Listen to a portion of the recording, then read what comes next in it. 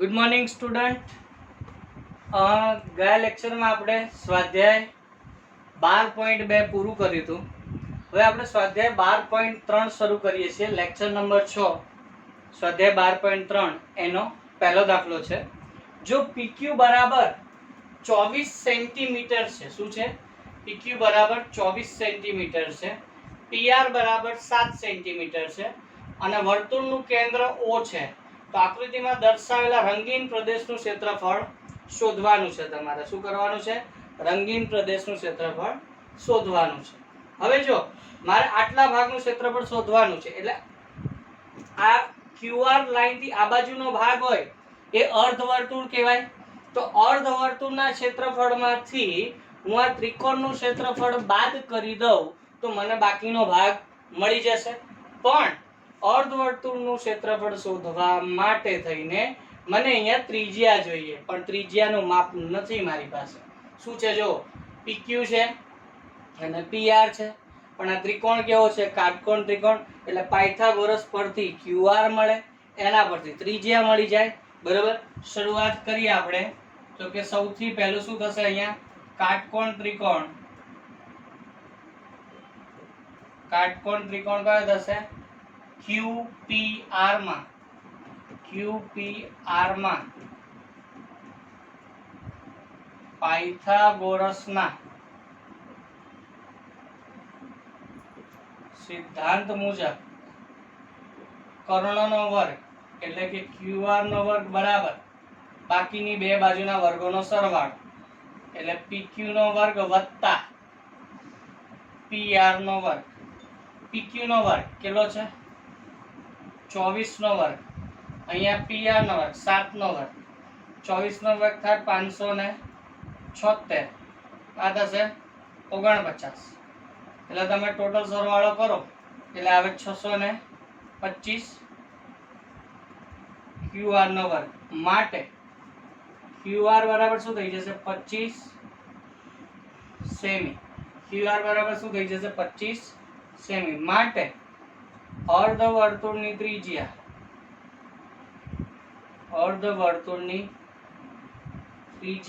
R બરાબર શું થઈ ગયું? એટલે કે OR બરાબર શું થઈ ગયું? તો કે QR ભાગ્યા 2.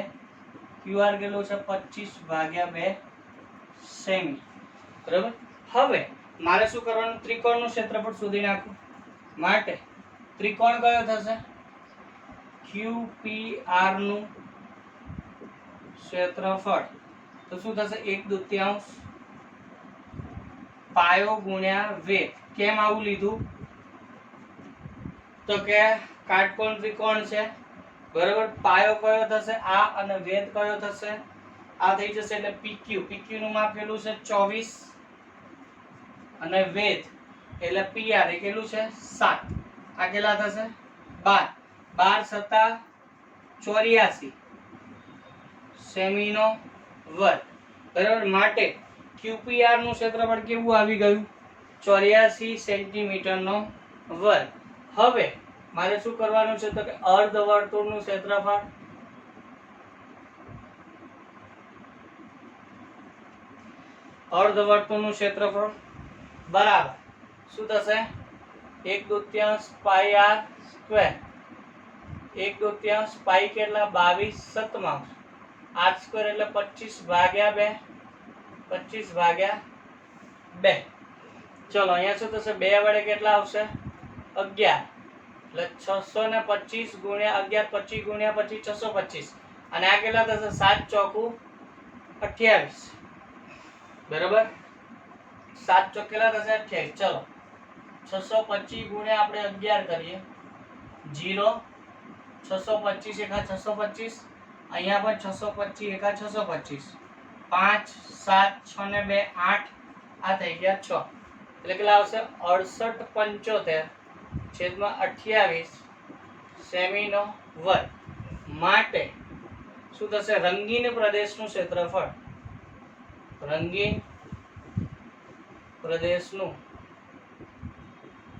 ક્ષેત્રફળ બરાબર શું થશે? તો કે અર્ધવર્તુળનું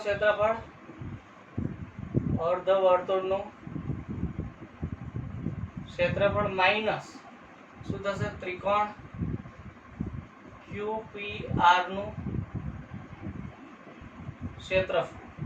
અર્ધવર્તુળનું ક્ષેત્રફળ કેટલું છે? 6875/28 માઈનસ આ કેટલું છે? 84. ચલો ભાઈ લસા લઈ લેવાનો. 28 એટલે 6875 માઈનસ 84 ગુણ્યા 28 કરો 0. 84 ગુણ્યા 28 4 દૂને 8 8 દૂને 16 8 ચોક 32 નો બગડો વધી 3 88 64 ને 3 કેટલા થશે? 67. 2 15 નો પાંચડો વધી 1 6 ને 6 12 ને 1 13 નો તગડો વધી 1 2 23 52. બાદબાકી કરવાની છે. જોઈએ 5 માંથી 2 જાય તો કેટલા વધે? 3. 7 માંથી 5 જાય તો કેટલા વધશે? 2. 8 માંથી 3 જાય તો કેટલા વધશે? 5. 6 માંથી 2 જાય તો કેટલા વધશે? 4 અપોન 28 સેન્ટીમીટર નો વર્ગ. આમ અહીં રંગીન પ્રદેશનું ક્ષેત્રફળ કેટલું આવશે? 4523/28 સેન્ટીમીટર નો વર્ગ. ચલો દાખલા નંબર બીજો જોઈએ. જો O કેન્દ્ર વાળા બે સમકેન્દ્રીય વર્તુળોની ત્રિજ્યા અનુક્રમે 7 સેન્ટીમીટર અને 14 સેન્ટીમીટર છે તથા ખૂણો AOC બરાબર 40 હોય તો આકૃતિમાં દર્શાવ્યા પ્રમાણે રંગીન ભાગનું ક્ષેત્રફળ શોધો. તો જો અહીંયા મારે આ ભાગનું ક્ષેત્રફળ શોધવાનું તો આ એક મોટો વૃત્તાંશ છે અને એક નાનો વૃત્તાંશ છે. તો મોટા વૃત્તાંશમાંથી નાના વૃત્તાંશનો બાદ કરી દઉં તો મને રંગીન ભાગનું ક્ષેત્રફળ મળી જાય. એટલે આપણે અહીંયા લખીએ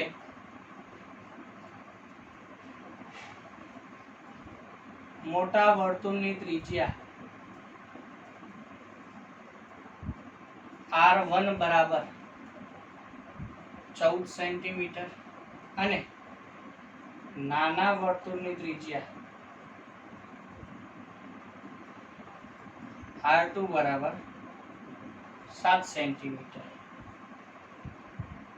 ખૂણો AOC બરાબર 40 માટે રંગીન પ્રદેશનું ક્ષેત્રફળ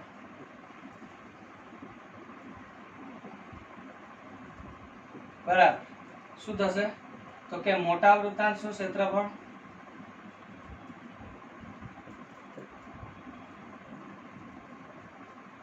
માઈનસ નાના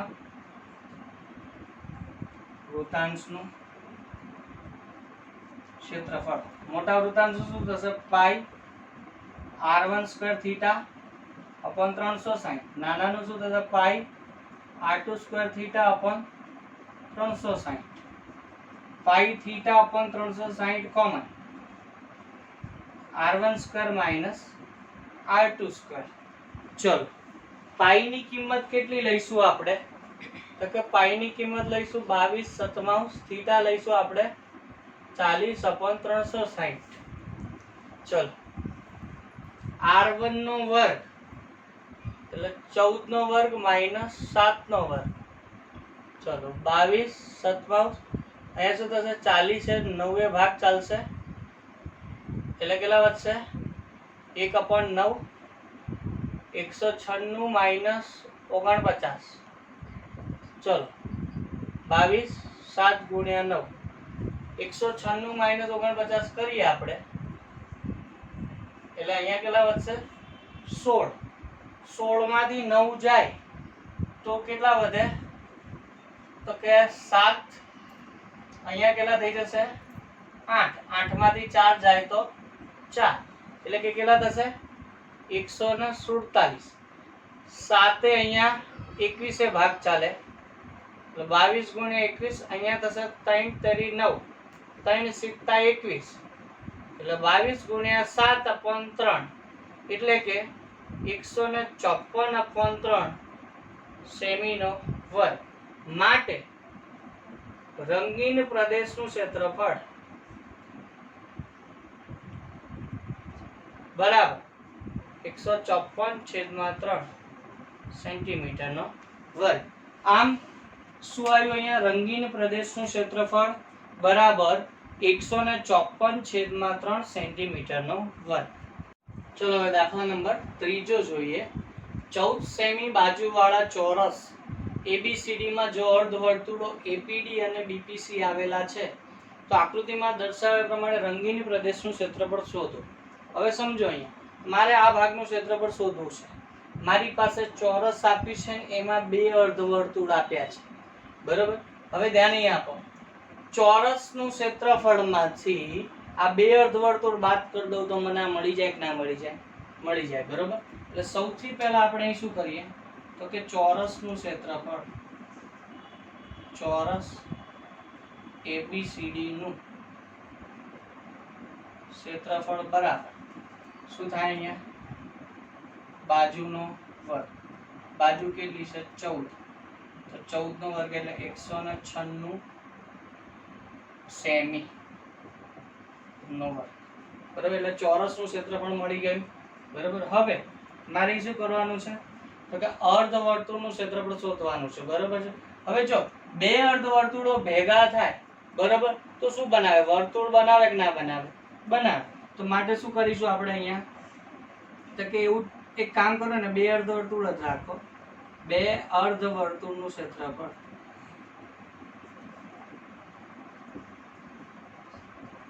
બરાબર 2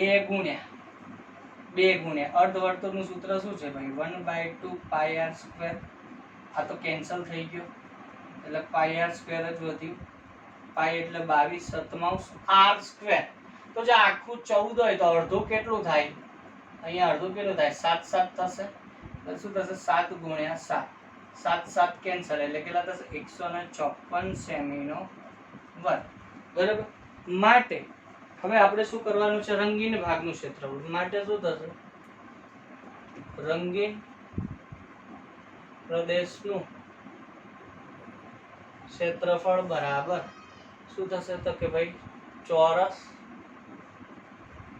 ABCD નું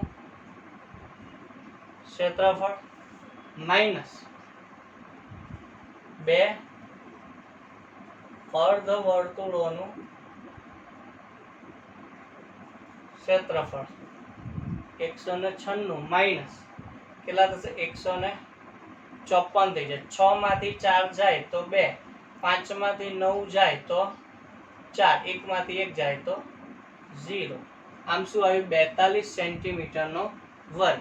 માટે રંગીન પ્રદેશનું ક્ષેત્રફળ 42 સેમીનો વર્ગ. ચલો દાખલા નંબર 4 જોઈએ.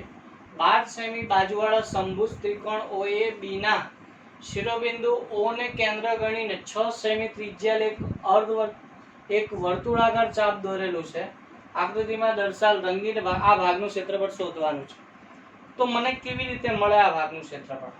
તો જો અહીં ધ્યાન આપો, ત્રિકોણનું ક્ષેત્રફળ વત્તા આનું ક્ષેત્રફળ, વર્તુળનું ક્ષેત્રફળ. તો વર્તુળમાં આટલો ભાગ તો આવે ને ભેગો, હા કે ના? આને તો શું કહેવાય? વૃતાંશ કહેવાય, હા કે ના? તો વૃતાંશનું ક્ષેત્રફળ હું બાદ કરી દઉં તો મને બાકીના ભાગનું મળી જાય. શરૂઆત કરીએ આપણે સૌથી પહેલા તો સૌથી પહેલા શું કરીએ આપણે? અહીંયા વર્તુળનું ક્ષેત્રફળ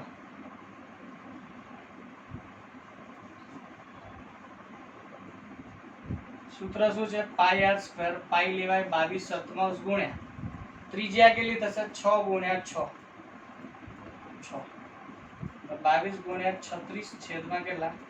7, બરાબર. ચલો તો શું થશે? 22 ગુણ્યા 36 કરું છું 0, 22 તરી 66, 22 છંગ કેટલા થશે? 132,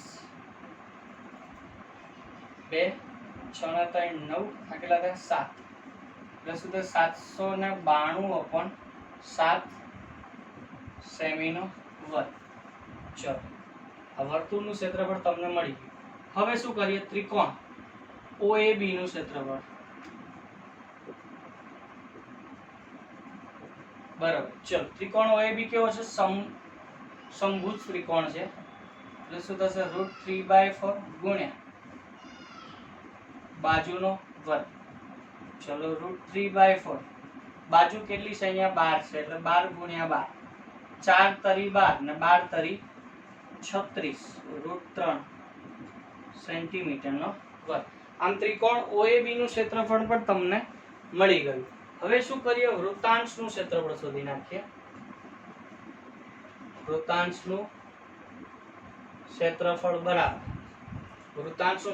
બરાબર પાઈ r² થીટા અપન 360, પાઈ 22/7 r² 6 ગુણ્યા 6, થીટા કેટલો લેવાનો છે? 60, 360, 60 6 6 ગયા 22 132/7 સેમીનો વર્ગ. માટે શું થશે? રંગીન પ્રદેશનું ક્ષેત્રફળ બરાબર વર્તુળનું ક્ષેત્રફળ વત્તા ત્રિકોણ OAB નું ક્ષેત્રફળ માઈનસ એમાંથી આ વૃત્તાંશનો બાદ કરી દો એટલે મને બાકીના ભાગનું મળી જાય. બરાબર. માઈનસ વૃત્તાંશનું ક્ષેત્રફળ.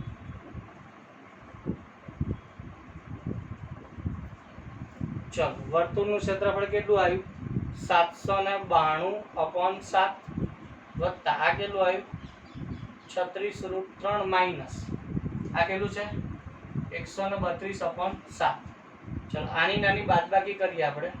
તો 792 માઈનસ 132 છેદમાં લસા લઈ લઉં છું 7 વત્તા 36√3. ચલો, 2 માંથી 2 જાય તો 0, 9 માંથી 3 જાય તો 6, 7 માંથી 1 જાય તો 6, એટલે 660/7 વત્તા 36√3 સેન્ટીમીટર નો વર્ગ. આમ અહીં રંગીન પ્રદેશનું ક્ષેત્રફળ કેટલું આવ્યું? 660/7 વત્તા 36√3 સેન્ટીમીટર નો વર્ગ. ચલો, દાખલા નંબર 5મો જોઈએ. આકૃતિમાં દર્શાવ્યા પ્રમાણે 4 સેમી બાજુવાળા ચોરસના પ્રત્યેક ખૂણે 1 સેન્ટીમીટર ત્રિજ્યાવાળા વર્તુળનો ચતુર્થાંશ ભાગ કપાયેલો છે તથા 2 સેમી વ્યાસવાળું વર્તુળ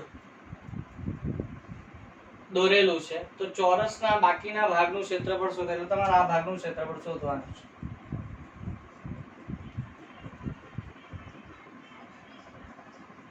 તો કેવી રીતે કરાય? તો કે ચોરસનું ક્ષેત્રફળ જે છે એને શોધી નાખો. એમાંથી જો આ 4 ચતુર્થાંશ છે, 4 ચતુર્થાંશ ભેગા મળીને શું બનાવે? એક વર્તુળ બનાવે. ચારેની ત્રિજ્યા સરખી જ છે. હવે આ જે 2 સેન્ટીમીટર છે શું છે? વ્યાસ આપેલો છે. બરાબર. તો આની ત્રિજ્યા ગણો તો 1 સેન્ટીમીટર જ થાય. એટલે આ 4 વૃત્તાંશ દ્વારા એક વર્તુળ મળે ને આ એક વર્તુળ મળે. કુલ કેટલા વર્તુળ થયા? 2 વર્તુળ થયા. બરાબર. એટલે આપણે અહીંયા કેવી રીતે કરવું પડે? સૌથી પહેલા તો આપણે ચોરસનું ક્ષેત્રફળ શોધી નાખીએ કે ચોરસ ABCD નું ક્ષેત્રફળ બરાબર બાજુનો વર્ગ 4 નો વર્ગ એટલે કેટલા થશે? 16 સેન્ટીમીટર નો વર્ગ. બરાબર. હવે શું કર? કેટલા વર્તુળ થશે? તો જો આ 4 ચતુર્થાંશ છે એના દ્વારા બનતું એક વર્તુળ અને આ જે 2 ડાયામીટર આપેલો છે, 2 વ્યાસ આપ્યો એની ત્રિજ્યા 1 સેન્ટીમીટર એટલે એક આ અંદરનું વર્તુળ. કુલ કેટલા વર્તુળ થયા? 2 થયા. માટે 2 વર્તુળનું ક્ષેત્રફળ બરાબર 2 તો મૂકવા જ પડશે અને પાઈ r સ્ક્વેર એટલે 2 ગુણ્યા પાઈ કેટલા લેવાના? 22/7. ત્રિજ્યા કેટલી લેવાની? 1 ગુણ્યા 1 જ થશે. 22 દુને 44 છેદમાં 7 સેમીનો વર્ગ. ચલો, માટે રંગીન પ્રદેશનું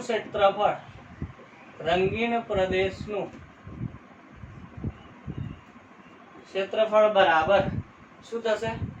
તો કે ભાઈ ચોરસ ABCD નું ક્ષેત્રફળ માઈનસ શું થશે? 2 વર્તુળનું ક્ષેત્રફળ ચલો ચોરસ એબીસીડી નું કેટલું છે 16 માઇનસ આ કેટલું છે 44/7. ચલો 16 સીધા કેટલા થશે 112 માઇનસ 44 છેદમાં કેટલા વધશે 7. ચલો 112 માઇનસ 44 કરો તો અહીંયા શું થશે 10 એટલે કેટલા થશે 12 માંથી 4 જાય તો 8 અહીંયા કેટલા થઈ જશે 10 10 માંથી 4 જાય તો 6 એટલે કે 68/7 સેમીનો વર્ગ માટે રંગીન પ્રદેશનું ક્ષેત્રફળ બરાબર 68/7 સેમીનો વર્ગ. આમ તમારે અહીંયા માગેલું રંગીન પ્રદેશનું ક્ષેત્રફળ બરાબર કેટલું આવ્યું 68/7 સેન્ટીમીટરનો વર્ગ.